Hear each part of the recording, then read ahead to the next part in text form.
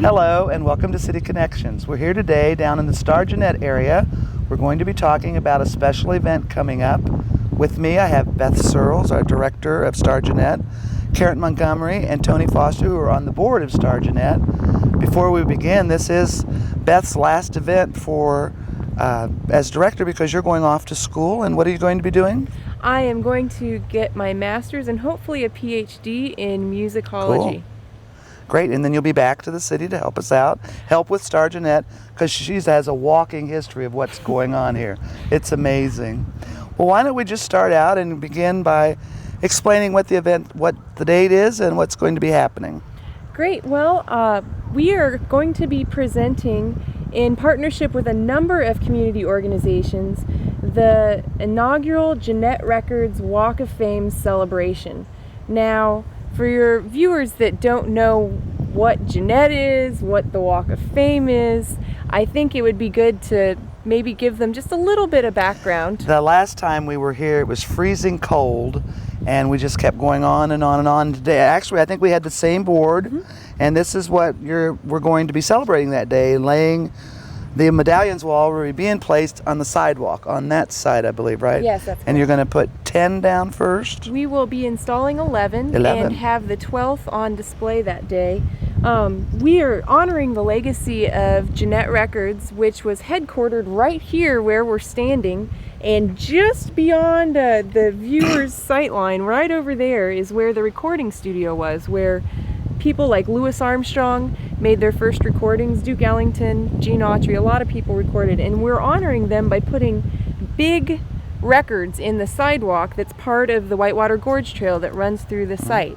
Now, I think and you did a special fundraiser for that. Yes, we have raised to date just over $70,000 due to the generosity of the Gennett family and many of the descendants. They've been our primary supporters in the campaign, but we've also received support locally from Paul Lingle, West End Bank, First Bank Richmond, as well as Optical Disc Solutions. Am I leaving anybody out, Karen? Not that I'm aware. I don't want to leave anybody out. We have other people, other local businesses, though, that are considering contributions as well. And have you had independent local people, just smaller amounts? Yes, the Starr Gennett Foundation Board has contributed. Great. Okay. And we're just really pleased that we're able to make this project a reality. So, because this is a really important project, we want to have a really important event. That's going to be on September 8th, right here along South 1st Street, which you can only access from Main Street. So, remember, if you want to come to the event, drive down Main Street to get to South 1st Street. And this is now officially the Starr Piano Company and Gennett Records historic site. Yes. Very good. Correct? Yes, it is. The Park Board officially approved that historic designation for this area. We thought that this area needed a name. Yes. So, on September 8th, there's lots going on. The first event to start the day, one of our partners, the Cardinal Greenway organization, which is currently, are they continuing to raise money for the trail extension north of town? But they're going to be hosting their annual bike ride. It's a non-competitive bike ride. It's a fundraiser for the organization, a really great way to enjoy the trail and to support the Cardinal Greenway.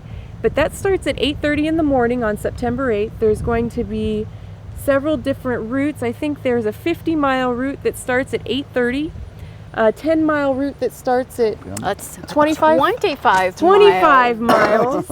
And that starts at 9, and then a 5-mile route for those bikers like me that Is this all going to be in the gorge or on part of it will be. They start right here, and then they have routes mapped. I was going to say, because we don't have 50 miles of the Greenway that's straight. So. But the registration starts at 8, and it starts right here in this historic area, and then they're off following those various routes. Okay. 8:30 is 50 miles, 9 o'clock is 25 miles, 9:30 is 5 miles, but 10 o'clock is a very special time. So families can come at 10 o'clock, and that's the time if you want to push a baby stroller or pull a wagon.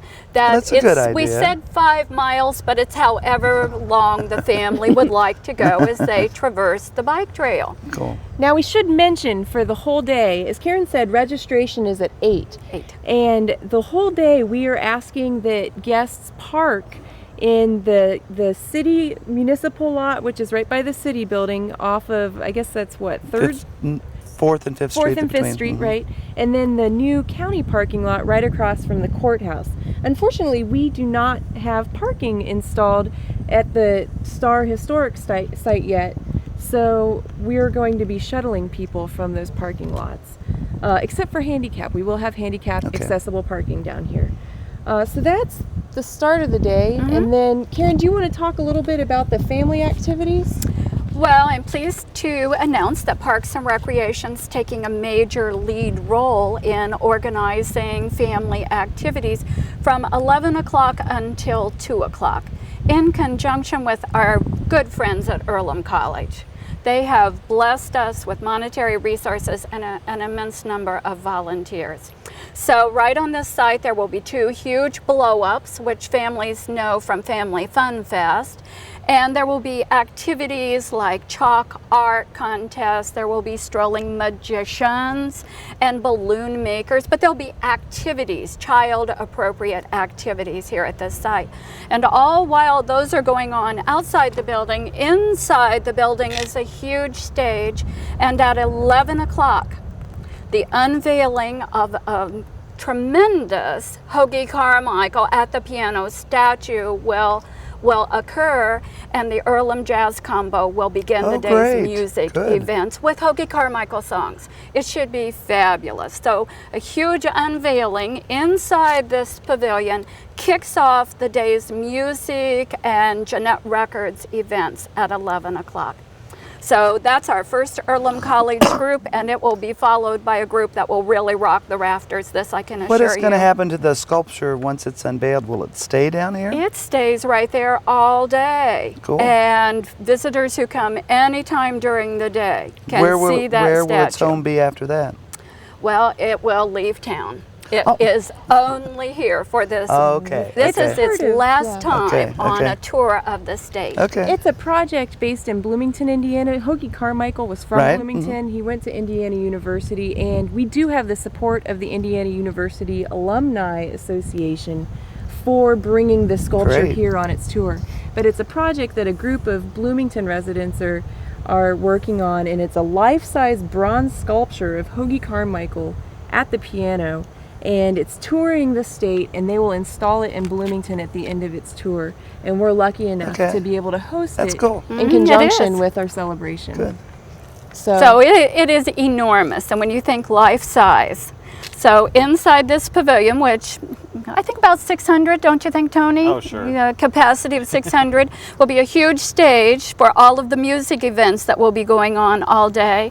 And tucked back to one side will be the educational exhibit that goes along with the Hoagie Carmichael statue. And so it's enormous, it's lovely, and when it leaves here it goes to Bloomington, where it will be permanently installed in their park. Now we should mention that we're going to have a very special guest at the celebration. Hoagie Carmichael's son, Randy. I thought you said Hoagie was going to be here. Oh, no, not Hoagie. He's no longer with us. Oh, and Hoagie is amongst the first inductees. Now his grandson's going to be here? His son, Oh, Randy. his son? Oh, and we are hoping that he will actually perform a few of his dad's songs for us that day. That'd be great. Wow. Yeah, so we're working on that. You guys have really done your homework. Fantastic. Sometimes the stars are They aligned, lined up and just it was such an opportunity. Here we are inducting these important musicians, and Hoagie's one of them. And to get the opportunity to bring that statue here on this weekend, it's just a tremendous. It's a tremendous opportunity for the citizens of this county to come together and participate in this big event. Now we should also mention that the Tourism Bureau has been very helpful in supporting our efforts to bring the Hoagie Carmichael sculpture here. So I want to thank them publicly for their help. Good.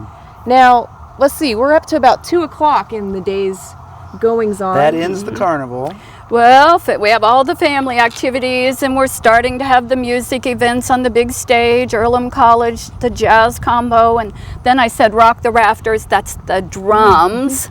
Earlham College Drum Corps, and we're hoping Test Middle School. Oh, great. So it will really rock the rafters. And then everybody cross your fingers that the Carmichael concert can occur on this stage as well. But at 2 o'clock is a very historic event, and that will occur right outside the pavilion under a tent. There will be the formal induction into the Hall of Fame of the musicians. And all of these musicians were determined by the National Advisory Board to be the most significant musicians, having a tremendous contribution to America's music. So it is quite an honor to be selected to be the first of the inductees, and there may be as many as 80 Wow. of these huge medallions, works of art, each one to go in this Walk of They're Fame. beautiful. So they are beautiful works of art. But there will be a formal induction ceremony. Dave Fulton, our former chancellor of Indiana University East, has been the chairperson for the foundation of the National Advisory Board, and he will be the person that will help be the master of ceremonies for the ceremony, induct these people, and then we'll move right over here to the sidewalk, and all down that sidewalk, those beautiful medallions and that formal ribbon cutting. Great. It will be a wonderful thing, and one that we'll have on videotape for everyone to participate. But how much more fun to do it in person. That's right. Yes, That's 2 right. o'clock is We the want a very crowd. important hour. The ribbon cutting, I think, is scheduled for 3. So, That's the end of the ceremony. That's okay, it. okay. Correct. And then you have bands all night, or how's that going to go? Oh, yes, we now do. that's the You're fun going to part. dance the night away. Beginning at 3 and lasting until 8, we have free live music, and the entire day is free. We want everybody to come, and we want to make it easy for that to happen. We also forgot to mention that there will be food available. We have a number Vendors. of food vendors coming so that families don't have to worry about leaving to get food. Although you're welcome to bring a picnic. There's many nice places here to have a leisurely lunch. But at 3 o'clock, we're going to start the music with the Cincinnati Dancing Pigs. Obviously, they're from Cincinnati, and they are a jug band. Gennett Oh, really? Records made some of the earliest recordings of jug bands in history, and some of the most important jug bands. So we thought we'd start the day off with a jug band from the area. The second band to play is Woody Pines and the Lonesome Two, and they are more of a vintage Americana. They play kind of roots, blues, country, ragtime mix. Good. A real It's mix. it's pretty edgy. They're really good. It's a bit of a younger group, so it's a little bit more hip. So if you're into that kind of thing, you should come. And Younger? then, Okay. I'll be there. and you know, they'll make all ages happy. They will.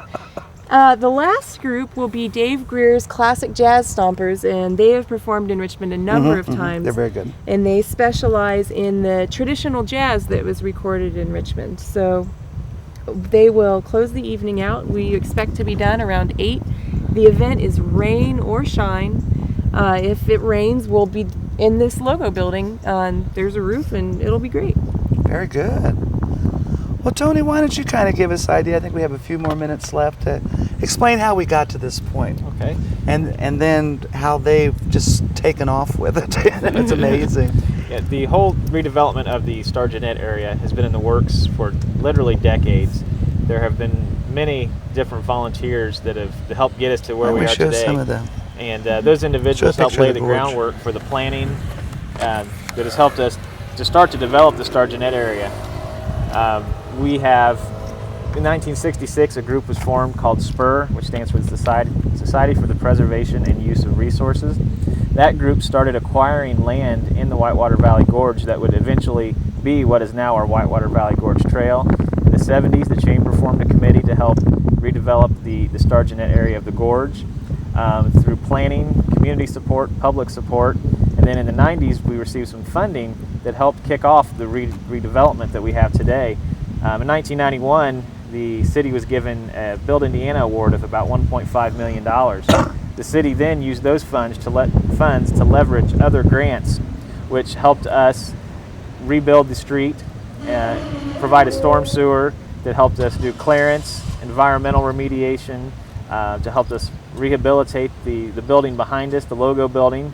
Just a few short years ago, that building was a burned out shell that had trees growing up through the roof. Basically, it wasn't a roof.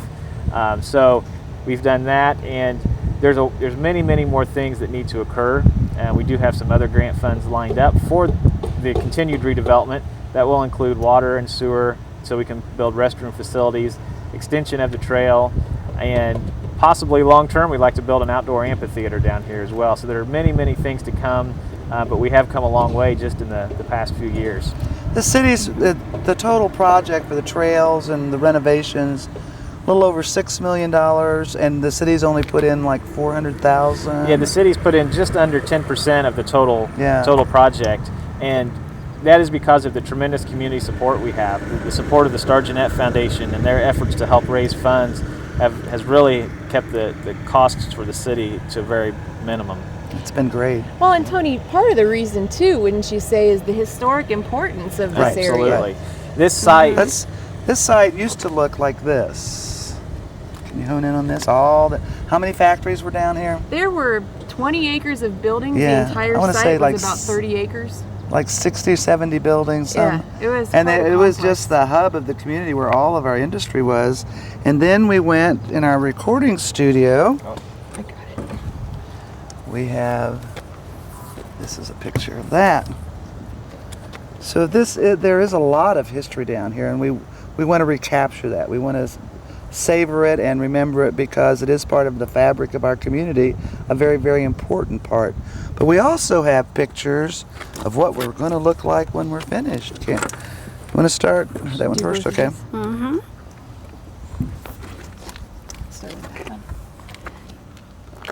So we have come a long way, and we hope to bring some of that back. Yes. Now we have this picture here, and this features, Yeah. let's see, we've got the Louis Armstrong medallion, the Lawrence Welk medallion. Lawrence Welk made his first recordings right here nearby My where we're grandpa standing. would be so happy. And this is a gentleman that went by the name of Georgia Tom. And Georgia Tom was a blues artist when he recorded here, but many people know him as Thomas A. Dorsey. He was the composer of the song Precious Lord, Take My Hand, Peace in the Valley, and literally hundreds of other gospel songs, and that really comprise the core of black gospel music in the United States. He's a really important figure. And I just found out today that his 92-year-old widow is planning on attending our wow. celebration if her health permits. Very So good. that was really exciting news. You know, yesterday I was asked if we're going to redo the studio down here, and I believe the plans are not to build another recording studio here, maybe putting the footprint, but doing something along Main Street. Well, our plan currently is to continue to develop a tourism infrastructure. In addition to the Walk of Fame and a music festival, this is essentially the first. And this will be an annual thing, I hope, right? Yes, it is. That is the plan. We want to put really nice interpretive signs down here, like Okay. the kind that you would see at a national park. We want to put some more of those signs around the community at places like the Starr Piano Company showroom, the houses, the James Starr House, and various other locations, the Gennett Mansion, that have relevance to Richmond, and establish a tour of those sites. And then we want to establish a permanent home for the foundation, an interpretive center. We haven't determined where that will be, but that's the next phase. And then the third phase would be reconstructing the recording studio down here. You do want to do it down here still? Where it originally was located. Yes. So And you're going to get your money where? Where do we always know? By any means possible. That's why you have to tell the story. Right. Having the historic designation is just one little piece in helping us tell the significance of this site. And we think that's part of why we've been able to remediate this site. We talked about 30 acres of an industrial site. This was a brown field. And it's taken a lot of remediation to develop this site, to get it to just this level, to be able to hold a community event here. So now we're ready to look at the vision of what this site can be, to be that first-class park where we're telling a very important part of this nation's history. And the music is tremendous. And Sally, I should mention the Starr Gennett Foundation. We have members in over 33 states and the United Kingdom and Canada at this point. And we'd have more international, but it costs a lot to mail things there. So there's clearly interest outside of our community, and we get support from outside of our community, but we need support within our community to leverage support outside the community. What is so interesting and so exciting is, as the lady was here to look at us last week for the debate, Yes. and she talked about the passion that the citizens have in this community.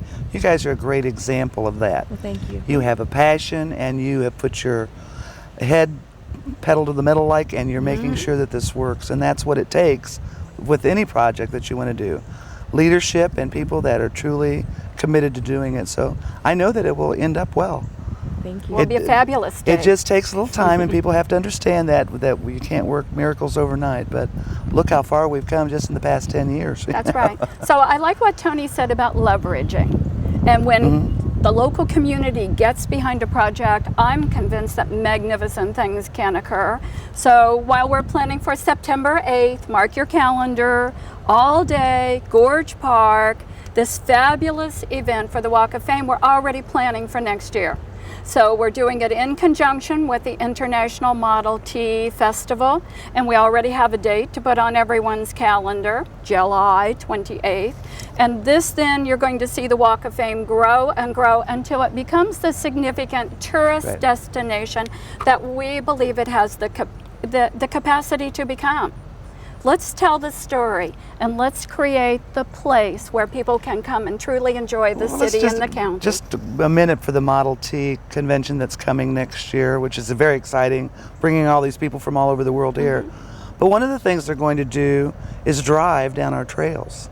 And they are so excited. I mean, back to nature, Model Ts will fit on the trails.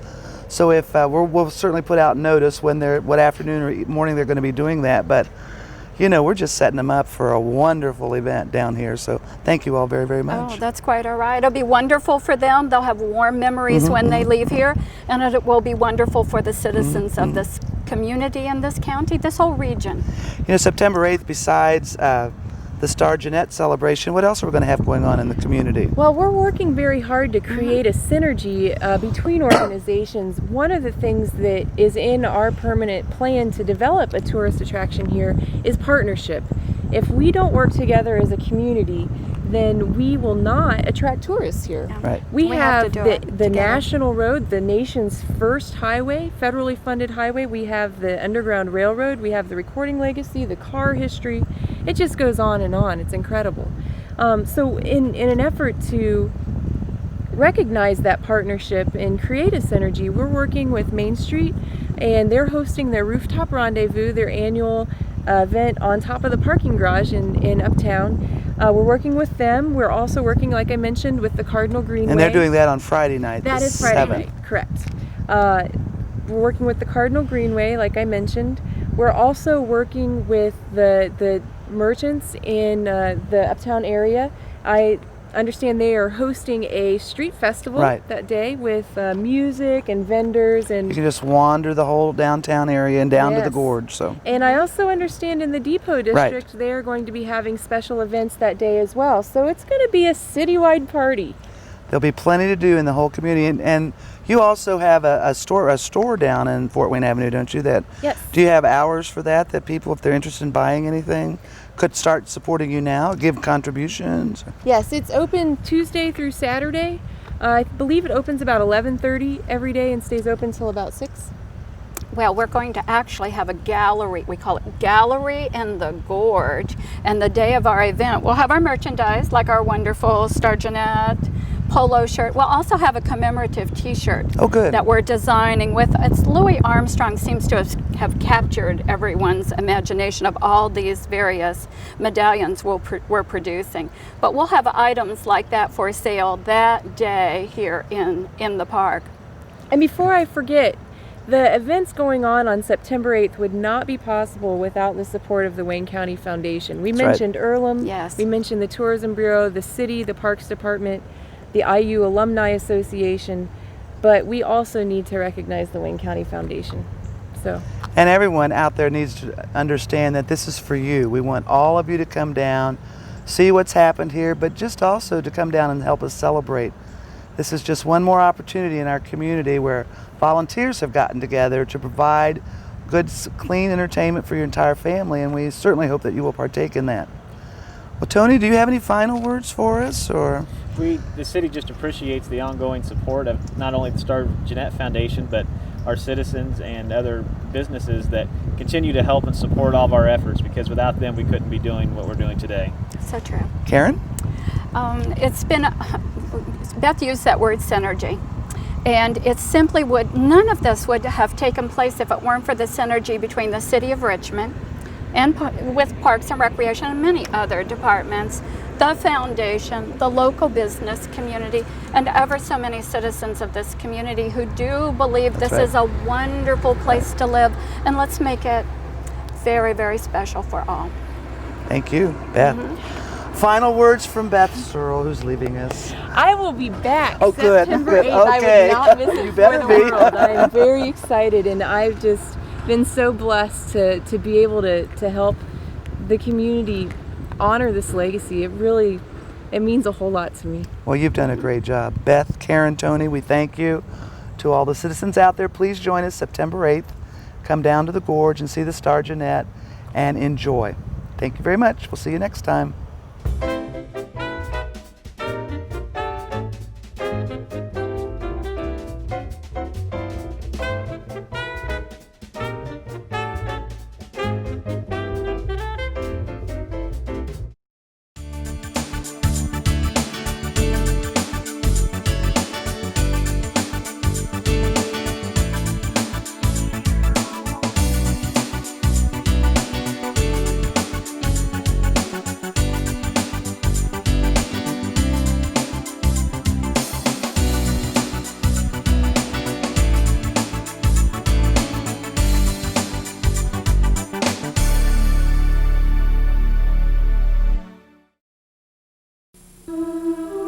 These kids are in trouble.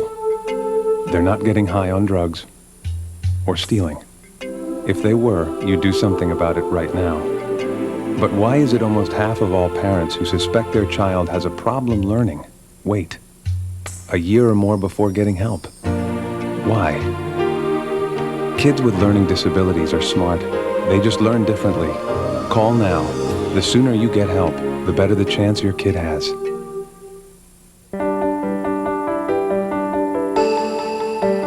I helped turn my child's public school into a whole new kind of school. One with a curriculum that really motivates kids. One that has extended hours, 6 days a week, year-round. With loads of academic, cultural, and recreational activities. One that has support services like medical and dental right there. A school where parents' involvement is encouraged. Where teachers have more time to teach. And students are excited about learning. There's just one problem. My child doesn't ever want to come home. You can help turn your school into a community school for excellence. Find out how. Call 1-877-LOVE-TO-LEARN.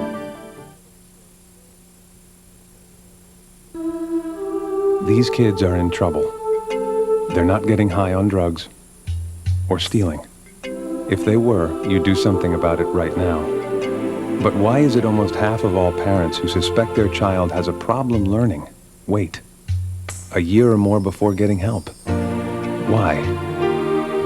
Kids with learning disabilities are smart. They just learn differently. Call now. The sooner you get help, the better the chance your kid has. You're watching Whitewater Government Television, Cable 11, a service of Whitewater Community Television.